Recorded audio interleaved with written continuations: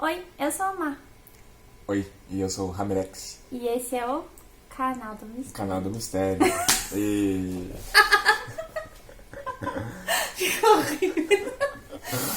É, Oi, eu sou a Mar. e eu sou o Ramirex, E esse é o canal do mistério. Ih.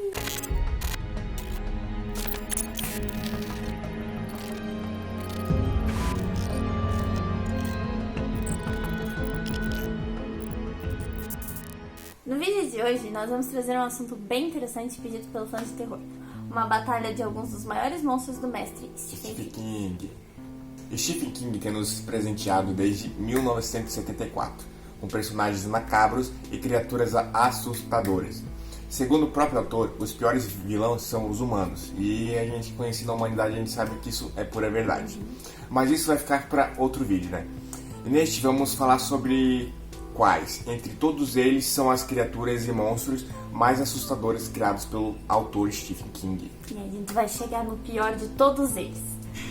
Então, por isso, né, que já que a gente não vai falar dos vilões humanos, não vão estar aqui o Randall Flagg, o Gage Creed e outros personagens que são ou já foram humanos. Isso aí, a gente vai usar alguns critérios para determinar o vencedor de cada round.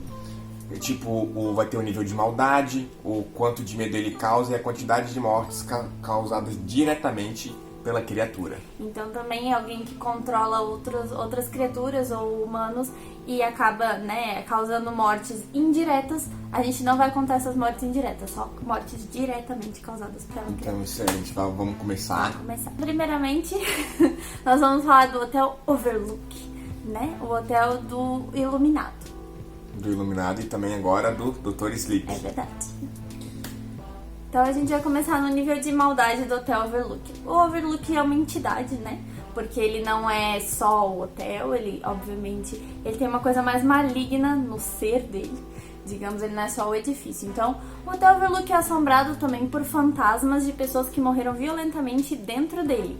E além dessa entidade que ele é, né? Tem todos esses fantasmas e ele leva os hóspedes a enlouquecerem e os funcionários também. Qualquer pessoa que vai lá dentro, né? Exatamente. Então, a maldade do Overlook é muito grande.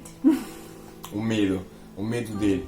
Com vários fantasmas, como a gente falou, raivosos, alguns sangrentos e alguns em estados de decomposição. É impossível ficar tranquilo no hotel. Muito medo, realmente. Só a própria estrutura do próprio hotel, a gente vê aquele negócio meio anos 80, anos 90 ali, até um pouco mais antigo, que, cara, já dá uma sensação de negócio assim meio macabro, porque a gente já sabe que tem bastante coisa de terror que passa por esse tipo de lugar. Esse tipo de lugar, né? Nessa época, né? Então, só de entrar no próprio local, tu, mesmo se não fosse assombrado, tu já ia ficar com uma pulga atrás da orelha ali pensando, meu Deus, cara, esse lugar aqui é sinistro. É verdade. Então, com todos os fantasmas ainda é impossível dormir uma noite inteira lá. Realmente. Sem problema nenhum, né? E também a contagem de mortes, que a gente vai falar. Então, como ele foi construído em 1909, sobre um cemitério indígena, aí já começa, né, quase todos os problemas do Stephen King. Sempre, né? Então o hotel, como ele também foi possuído por essa entidade, ele já foi palco de diversos assassinatos, desaparecimentos, muitos acidentes, suicídios. Então, foram só na cena do baile, né, que o Jack tá lá com todas aquelas pessoas, foram mais de 100 pessoas que estavam naquele baile, também naquela foto no final. Então a gente pode concluir que o número foi bem considerável. Então acima de 100, 200 pessoas, com certeza. Realmente. Então fica aí o status do Overlook. O Rei Rubro. A maldade. O Rei Rubro é considerado por muitos o Satã do mundo ali, do universo Stephen King, né? Ele é uma espécie de comandante para alguns dos piores vilões do autor. Então o nível de maldade dele é bem elevado. Fica bem grande, né? Já que ele manda nos maiores vilões. O medo. Então, como ele tem alguns poderes de poder se transformar em outras coisas, né? Que nem o Pennywise, que a gente vai falar depois, ele pode se transformar em literalmente qualquer coisa. Então, né? Ele pode dar muito medo. Além de que algumas descrições dele mostram ele como alguma coisa bem assustadora. E ele sempre tem aqueles olhos vermelhos que dão medo em qualquer um. Então, dá bastante medo. Isso é verdade, né? Sempre quando vai aparecer alguma coisa no escuro, alguma coisa, olho vermelho, sempre representa perigo, né? Então as mortes. Como o Rei Rubro manda em diversos vilões, as mortes que prevêem as suas ordens não são diretas. Diretamente, a contagem dos corpos deste vilão não é muito considerável, porque tipo, ele é aquele vilão assim que não gosta de sujar muito de sangue, né? Então ele manda os capangas, o pessoal fazer o trabalho sujo. Então ele matou bem pouca gente, inclusive a si mesmo, mas mesmo assim não conta entre muita, né? Não conta uma coisa muito grande. O Taki. Então vamos falar do Taki, né? O Taki é um demônio interdimensional que aparece em 2 contos de Stephen King, na verdade um como Richard Bachman e outro como Stephen King. O Taki é tanto no desespero quanto no outro livro. O Taki, ele é um demônio que possui corpos, né, para satisfazer o simples desejo dele, que é matar. É o que ele mais gosta de fazer. Então, como ele assassina por prazer e os corpos que ele possui se deterioram rapidamente, ele é bem assustador e ele se descarta muito rápido desses corpos também. Dá muito, muito medo e também é muita maldade, né? Isso aí, o nível de medo. Ainda que é assustador, Taki tem diversas fraquezas, como a rápida deteriorização dos corpos que ele possui, né? E o nojo que ele tem de defecar. É isso aí, ele tem nojinho, tem problema de higiene, ele tem toque, por isso o nome dele é Taki. Muito bom. E que é tanto que o leva a desistir de certos massacres. Exatamente, então ele desiste de massacrar uma cidade inteira por causa de um cocôzinho. Exatamente. Isso realmente, né? Se o Taki vir te matar ou fazer alguma coisa, é só tu tacar cocô nele. Ou se tu se cagar de medo, tu também vai sair se salvar, né? Exatamente. Às vezes vale a pena ser medroso, né? Então, as mortes. Como ele aparece em 2 livros simultaneamente, né? Porque são 2 livros, como é que eu vou dizer assim? Conectados? Eles são conectados, eles são do mesmo autor sob nomes diferentes, mas eles estão acontecendo ao mesmo tempo, eles são como se fossem 2 realidades alternativas. Então a contagem de mortes, né, nesse caso, eu não sei se a gente pode dobrar ou se na verdade fica uma só. Mas ainda assim, ele foca numa cidade pequena e nas pessoas que estão passando por ela, então não é uma coisa muito considerável. The Shop, a oficina. O nível de maldade dela. A agência denominada The Shop ou a oficina busca estudar fenômenos paranormais, psíquicos e sobrenaturais em diversas histórias do Stephen King.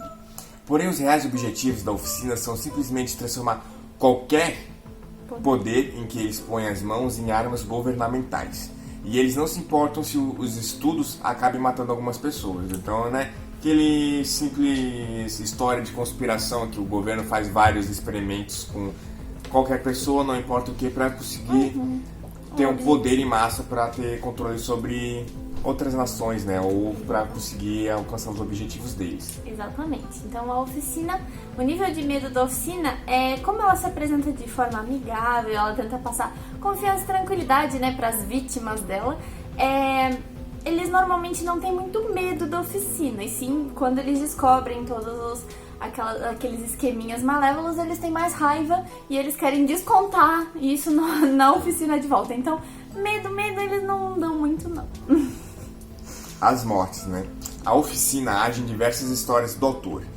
E com testes, experimentos, estudos dos sequestros que eles praticam, acabam tendo uma grande quantidade de mortes, né? Exatamente. Então, a oficina, como ela passa por bastante gente que tem habilidades psíquicas e tudo mais, eles acabam matando muita gente. Até quem não tem nada a ver com os experimentos. Agora a gente vai falar do André Linoge. Eu acho que é Linoge, Linoge, não sei. Ele é um personagem, na verdade, da minissérie A Tempestade, né? A Tempestade do Século, The Storm of the Century. Aquela minissérie que foi escrita pelo Stephen King. Então não tem livro, mas ainda assim é um personagem do autor. Sim, conta com uma criação do Stephen King, exatamente. Né? A maldade. Ele não é considerado tão mal quanto os outros, né? Por simplesmente ele estar querendo uma coisa da cidade. Então ele não mata apenas por matar. Ele mata porque as pessoas estão rejeitando a dar a ele o que ele quer. Ele tem um objetivo, né? Exatamente. Então o objetivo dele, pra quem viu a história, né? Pra quem não viu o spoiler, ele quer, na verdade, um herdeiro pro legado dele. Então não é uma grande maldade o que ele tá fazendo com a cidade. Ele só quer um filho. Exatamente. Ele só quer dar um filho pra ele quer o filho de alguém. O medo. Ele não causa muito medo por si só, mas pelos segredos que revelam e as mortes que causam, né? Exatamente. Então, na verdade, ele causa mais furor na cidade. Assim, as pessoas não têm muito medo dele, mas do que ele pode revelar. Pois é, né? Ele chega lá, tipo assim, como não quer nada, e fala assim, eu quero teu filho e tal. Bem que eu entendo, eu não entregaria de bom grado, né?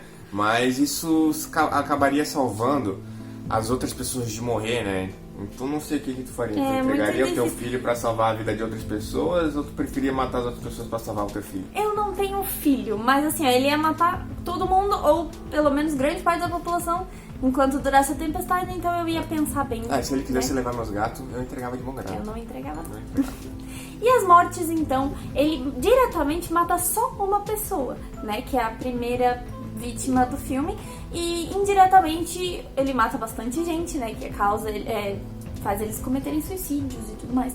Mas diretamente é só uma pessoa, então a contagem nesse caso fica bem baixa. Imagina.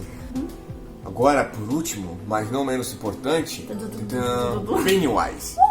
A maldade. Não considerando o nível de maldade dele tão alto, pois a coisa assusta crianças, pois se alimenta também do medo delas. Então, não as assusta ou mata, apenas pela maldade em si, e sim para se alimentar, né? Então ele faz isso porque ele precisa se alimentar. Mas também tem um pouquinho de maldade aí que a gente sabe, então a gente colocou o nível de maldade dele um pouco alto, mas não muito, né? Porque na verdade é uma necessidade, mas também é um pouquinho de maldade. Então, o medo que ele causa, como ele se alimenta do medo em si, né? Ele pode se transformar em literalmente qualquer coisa que a gente sente medo, né? Então esse status fica no máximo, porque ele é o medo em si, né? Como ele assume o que você tem medo, não tem como ser um nível de maldade baixo, porque o meu nível de maldade é diferente do dela, mas como ele absorve a essência do nosso medo, ele mostra o que nós temos mais medo. Então assim, o nível de maldade lá em cima. Exatamente. As mortes. A coisa é uma entidade cósmica de idade indeterminada e se denomina o destruidor de mundos.